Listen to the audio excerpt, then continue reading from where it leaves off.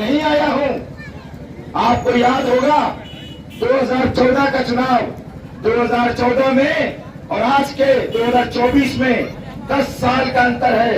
उस समय जो बच्चा 14 साल का था वह 24 का हो गया। उस समय जो बच्चे छोटे थे, जिन्होंने उस घटना को नहीं देखा था, आज वो जवान है, बालिग हैं, वो भी सुने मेरी बात को, क्योंकि वो वोटर बन चुके हैं। इसलिए मैं नौजवान साथियों का भी ध्यान अपनी तरफ आकर्षित करना चाहूंगा। और बुजुर्गों ने तो देखा ही था जो मेरे साथ समाजवादी पार्टी के लोगों ने क्या किया था। 2014 में जब बहुजन समाज पार्टी की नेता बहन जी ने मुझको बुलाकर टिकट दिया था, उसकी वजह क्या थी? जब भुट्टो भाई बहुजन समाज पार्टी से फिरोजाबाद लोकसभा से प्रत्याशी घोषित हो गए थे, समाजवादी पार्टी की सरकार थी, रामगोपाल यादव ने उनकी फैक्ट्रियों में ताले लगवा दिए, उनका कारोबार बंद करा दिया, उनको डराया धमकाया, वो डर गए और जाकर टिकट वापस कराए। उसके बाद बहन जी ने मुझको बुलाया और कहा, देख भुट्टो ने चुनाव लड़ने से मना कर दिया फिरोजाबाद से, मैं तुझे टिकट देती हूँ फिरोजाबाद से लोकसभा का, तू जाकर हिम्मत से चुनाव लड़ना, मैं जानती हूँ तू हिम्मत वाला है और तू चुनाव जीत करके आएगा। मैं उनके कहने पर मैंने हाँ किया और मैं वो टिकट लेकर आपके बीच में आया था। शायद आपको याद होगा, जितने लोग यहाँ खड़े हैं, 2024 में चौधरी बशीर बहुजन समाज पार्टी से चुनाव लड़ने आया था, कितने लोगों को याद है? जरा हाथ उठाकर मुझे बता दें, हाथ उठाकर बताएं कितने लोगों को याद है? आप लोगों को याद है जो बीच में बैठे हैं भाई? नहीं याद है, किसी को याद नहीं है। हम अच्छी बातें जो हमारे मुखालिफ होती हैं वो बड़ी जल्दी भूल जाते हैं, हमें छोटी बातें ज्यादा याद रहती हैं। आपके इस भाई पर, चौधरी बशीर पर, समाजवादी पार्टी के नेता रामगोपाल यादव ने अपने बेटे को चुनाव जिताने के लिए हम पर 14 मुकदमे लगवाए थे और 23 दिन के लिए मुझे जेल भेज दिया गया था। मैंने 23 रात और 23 दिन जेल में गुजारे हैं। किसके लिए? मेरी गलती क्या थी? केवल मैं चौधरी बशीर फिरोजाबाद लोकसभा से रामगोपाल यादव के बेटे के सामने, अक्षय यादव के सामने चुनाव लड़ने आ गया था, हिम्मत दिखाने आ गया था। उसकी सजा हमको रामगोपाल यादव ने 23 दिन जेल में ठूसकर हमको सजा दिलाई थी। मैं आपसे कहना चाहता हूं, समाजवादी पार्टी की सरकार थी उस वक्त और आप लोगों ने ये देखा कि समाजवादी पार्टी के नेता ने आपके भाई को 23 दिन जेल में ठूसने का काम किया। मैं आपके हक की लड़ाई लड़ने आया था, मैं आपके बीच में चुनाव लड़ने आया था, उसकी सजा हमको 23 दिन जेल भेज कर दी। उसके बावजूद भी आप लोगों ने समाजवादी पार्टी के अक्षय यादव को चुनाव जिताकर सांसद बना दिया। आपने ये नहीं सोचा, एक हमारा भाई आगरा से हिम्मत जुटाकर हमारे बीच में एक ऐसी पार्टी से टिकट लेकर के आया है जिसकी जेब में 4 लाख वोट अल्हम्दुलिल्लाह जाटव समाज का है और 3.5 लाख वोट मुस्लिम समाज का है। माइक साहब नहीं ले रही है क्योंकि सरकार थी, सरकार होने के बाद ये अक्षय यादव जी यहाँ से 3 साल सरकार में एमपी थे, 3 साल, और 3 साल के बाद 2 साल ऐसी गुजरी जो एमपी सरकार में नहीं थे, लेकिन 3 साल में काम कराए जा सकते थे। लेकिन खुदा की कसम 155 काम में इस शख्स ने नाकारा निकल में प्रोफेसर साहब के लड़के ने एक काम नहीं कराया फिरोजाबाद के मुसलमानों में, एक जरा सा काम नहीं कराया 155 कामों में। और मैं चैलेंज कर रहा हूँ, मैं चैलेंज करके इन बातों कह रहा हूं, मैं झूठ बोल रहा हूं तो मुसलमानों खुदा की कसम फिरोजाबाद की गलियों में मुझे घुसना मत देना। मैं आरटीआई की रिपोर्ट बता रहा हूं, आरटीआई की रिपोर्ट ये कहती है कि माइनॉरिटी का जो अल्पसंख्यक कल्याण विभाग है फिरोजाबाद का, जब 14 से लेकर 19 तक उसकी आरटीआई गाली गई, ये देखा गया कि अक्षय यादव ने यहाँ पर अल्पसंख्यक कल्याण विभाग से मुसलमानों की शैक्षिक और सामाजिक तौर पर क्या काम किया, तो खुदा की कसम 0/0 काम आया है, 0/0 काम आया है अक्षय यादव जी का। अब बताओ मुसलमानों, किस बुनियाद पर वोट देना चाहते हो? सिर्फ इस बुनियाद पर कि भारतीय जनता पार्टी को हराया जाए? तो भारतीय जनता पार्टी को तो इनकी हैसियत नहीं है हराने की, वो इसलिए नहीं है कि 19 में सपा बसपा एक थी तब ये शख्स नहीं जीत पाया। उसके बाद सत्ता में उन्होंने कहा भारतीय जनता पार्टी को हराना है, हारे, 19 में हारे, 22 में हारे, 23 में हारे, 24 में फिर तुम्हारे सामने भिखमंगे आ गए कटोरा लेकर के मुसलमानों करो, हमारा वोट कर दो, हमें वोट कर दो। इनके पास यादव इनके साथ नहीं। देखो मोहन यादव आ रहे हैं, कल सुना है चीफ मिनिस्टर आ रहे हैं, मध्य प्रदेश के चीफ मिनिस्टर यहां पर आ रहे हैं। पिछली बार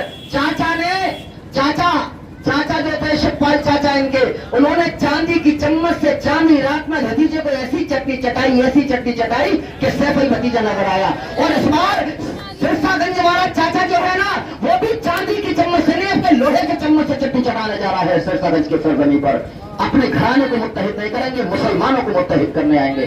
बताओ मुसलमानों, सन 2022 में मैं भी यहां मौजूद था और आप भी यहां पर मौजूद थे। सन 2022 में अभी इन्होंने कहा था, भाई ने, कुरैशी साहब ने, क्या सन 2022 में लोगों को मुत्तहिद नहीं कराया जा सकता था? क्या अखिलेश यादव चलकर सन 2022 में नहीं आ सकते थे? क्यों नहीं आए? क्योंकि उन्हें तुम्हारा विधायक नहीं बनाना है। अगर तुम्हारा विधायक बनेगा तो यकीनन वो तुम्हारी बात करेगा, उन्हें विधायक मनीष सिसोदिया को बनाना था, इसलिए मनीष सिसोदिया को वो चुनते हैं। और कैसे उसकी जिंदा दलील लेकर जा रहा हूं मैं। अभी नगर निगम का चुनाव हुआ है, नगर निगम के चुनाव पर टोटल वोट आपने समाजवादी पार्टी के प्रत्याशी को दिया या बहुजन समाज पार्टी के मरहूम की अहलिया लड़ की उन्हें वोट दिया? ऐजान मोहतरम, 8 बाहुबल क्षेत्र जो पार्षद जहां पर यादव रहते हैं, यादव समाज बसता है, 8 वार्ड ऐसे हैं, भाव के नगले से लेकर इधर वाले 8 वार्ड जिस पर भारतीय जनता पार्टी से यादव जीतता है। इनका समाजवादी पार्टी अपने कैंडिडेट को जिताने में नाकाम साबित होती है और तुम्हारे बीच में आकर वोट मांगती है। इसलिए फैसला तो आपको करना है। या तो आज चौधरी बशीर यहां पर हैं, चौधरी बशीर साहब से मेरे जाने के बाद कह देना, या कान में कह देना, या खुलकर कह देना, ये कह देना कि चौधरी बशीर साहब, मैं तो कह रहा हूं मुसलमानों, क्यों इस आदमी का टाइम बर्बाद हो और क्यों उसका पैसा बर्बाद हो? पैसा बहुत खर्च होता है इलेक्शन के अंदर। या तो कह दो कि चौधरी बशीर यहां से चले जाओ फिरोजाबाद से, बाबर तू भी चला जा। क्यों? क्योंकि हमारा मुसलमान अपने भाई के लिए जज्बा एहसास मर चुका है। कह दो मुसलमानों इस बात को, कह दो कि हमारी कौमी हमियत खत्म हो चुकी है, कह दो हमारी कौमी हस्सासियत खत्म हो चुकी है। वरना बताओ, चौधरी बशीर और अगर क्या कहते हैं अक्षय यादव में क्या कहते हैं कंपेरिजन किया जाए, तो बताओ चौधरी बशीर कहां कम बैठते हैं इससे? अक्षय यादव को किस बुनियाद पर वोट देना चाहते हो? सिर्फ इस बुनियाद पर कि वो सैफी परिवार का बेटा है? सिर्फ इस बुनियाद पर कि वो राजा घराने से है? नहीं मेरे भाई, बिल्कुल नहीं। और फिर इनके चेले चमचे, इनके कारिंदे आकर हमसे ये कहा जाता है, हमारे कार्यकर्ताओं से कहा जाता है इलेक्शन के बाद बताएंगे, इलेक्शन के बाद बताएंगे। मुझसे जब इलेक्शन लड़ने आया भी एमपी का, तो एक बड़े नेता हैं यहाँ पर, मुझसे फोन करके उन्होंने कहा, बुलाया और कहा कि बाबर साहब, आप प्रोफेसर साहब की ताकत को नहीं जानते हैं। मैंने कहा, अरे मुझे नहीं पता, खुदा है क्या प्रोफेसर खुदा है क्या? अगर प्रोफेसर खुदा नहीं तो एहतशाम अली बाबा खुदा से अपने से जुदा नहीं। प्रोफेसर साहब जैसे 36 आ जाए तब भी यहाँ पर मुकाबला प्रोफेसर साहब और उनके बेटे से करा जाएगा। हालात क्या पैदा किए? 300 पुलिस वाले मेरे घर में खुदाए गए 3 दिन पहले। क्यों? क्योंकि सबको मैनेज किया इन्होंने, हर एक को मैनेज किया। एक ही प्रेशर कि तू यहां पर फिरोजाबाद में या तो खामोश बैठ जा या फिर हमारे साथ आ जा। खुदा की कसम, जिस दिन समाजवादी पार्टी को छोड़ा था उस दिन कहा था कि एहतशाम अली बाबर की जूती भी तुम्हारे दहलीज तक कभी नहीं पहुंचेगी। एहतशाम अली बाबर तो बहुत दूर की बात है। और सवाल क्या था, किस बुनियाद पर छोड़ा? अरे मुफाद परस्तों, अगर चाहता तो समाजवादी पार्टी का 22 का टिकट तो मेरे पास था, एमएलए बनता मैं तो फिरोजाबाद की सरजमी से, कौन ले जाता टिकट मुझसे? लेकिन सिर्फ एक बुनियाद पर कि जब एनआरसी लागू हुई तो अलीगढ़ में जब लाठी चार्ज हुआ और गोली फिरोजाबाद के गालिब नगर के लड़के के हाथ में होकर पार निकल गई अलीगढ़ यूनिवर्सिटी में, तब मैंने बाबे सैयद से निकलने के बाद इन्हीं प्रोफेसर राम गोपाल यादव जी को फोन किया और कहा कि प्रोफेसर साहब, हमारे नौजवानों पर लाठी चार्ज हो रही है, फिरोजाबाद में उलमा इकराम के साथ बदतमीजी हो रही है, हमारे मुसलमानों के साथ बदतमीजी हो रही है, आप मुझे बोलने का मौका दीजिए। तो इन्होंने मुझसे कहा कि बाबर साहब, सेंसिटिव इशू है, आप मत बोलिए इस पर। चलने के बाद जब मैं हाथरस पे आया तो मेरे जहन में एक बात आई। मैंने कहा कि बाबर, तुझे लीडर किसने बनाया? किसी यादव ने बनाया या तुझे तेरे मुसलमान भाइयों ने बनाया? तो जहन ने कहा कि तुझे लीडर जो बाबर बनाया वो मुसलमानों ने बनाया। तो हमने उसी वक्त फैसला लिया कि वो जगह जहां पर हम अपनी बात ना रख सकें, वो जगह जहां पर हम अपने कौम की तारीफ ना कर सकें, वो जगह जहां पर अपने कौम की हिमायत का ऐलान ना कर सकें, तो लानत ऐसी पोस्ट पर, लानत ऐसी पार्टी के ऊपर, लानत ऐसी जगह पर हमने फैसला लिया और वहीं से इस्तीफा दिया।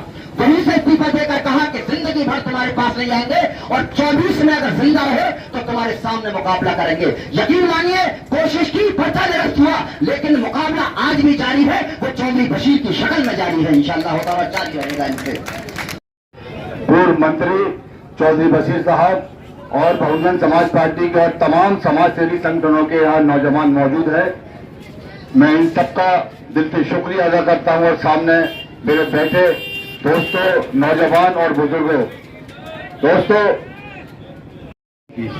हमें आपस में लड़ाने का काम करते हैं वो लोग हम लोगों को बांटने का काम करते हैं और हम लोग इतने बट गए कि हम लोग आपस में इतने इंतजार पैदा हो गया कि हम लोग भाई भाई बट गए। मगर जब वो मंत्री दिए, जरा सोचिए बदले में आपको क्या मिला। आपके क्षेत्र में कभी स्कूल खुले, आपके क्षेत्र में कभी अस्पताल खुले, आपके क्षेत्र में डाकखाने खुले, आपके क्षेत्र में बैंकिंग सिस्टम हुआ, कुछ नहीं हुआ, नील बटा शून्य। क्योंकि वो जानते हैं कि मुसलमान भारतीय जनता पार्टी के नाम पे हमें वोट देता है। पर छिपा जानते हैं कि मुसलमान इतना डर चुका है कि उससे को तो भाजपा आएगी, नहीं तो हमें वोट दे दो, भाजपा को रोकना है। अब मैं मुसलमान का पार्टी के लोगों से बात करता हूँ, अपने समाज के लोगों से बात करता हूँ, अपने समाजवादी पार्टी के मुस्लिम भाइयों से बात करता हूँ। वो कहता है भाजपा को सिर्फ अच्छे यादव ही रोक सकते हैं। अरे मैं पूछता हूँ, अच्छे यादव कैसे रोक सकते हैं? अच्छे यादव के पास अपना कौन सा वोट है? अगर भाजपा को कोई रोक सकता है तो वो मुस्लिम समाज है। तो मुस्लिम समाज जितना वोट करता है उसका फिर जीतता है, उसकी सरकार बनती है। आप पर अपना वोट है, कैसे कीमती वोट है, आपका वोट न्यूट्रल वोट है। खरंजे बनेंगे, लेकिन वो नहीं चाहते कि आपके नाली बने, रोड बने, खरंजे बने। अगर वो चाहते तो तभी अजीम भाई को बना लेते और शायद आज चुप्तन भाई विधायक होते।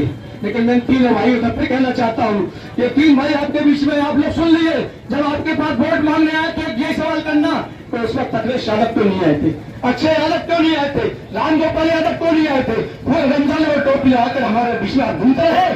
जब चुप्तन भाई को बनाने नहीं आए, अगर वो आया थे तो आप सब जानते हैं विधायक आपका होता। ये कभी नहीं चाहते मुसलमान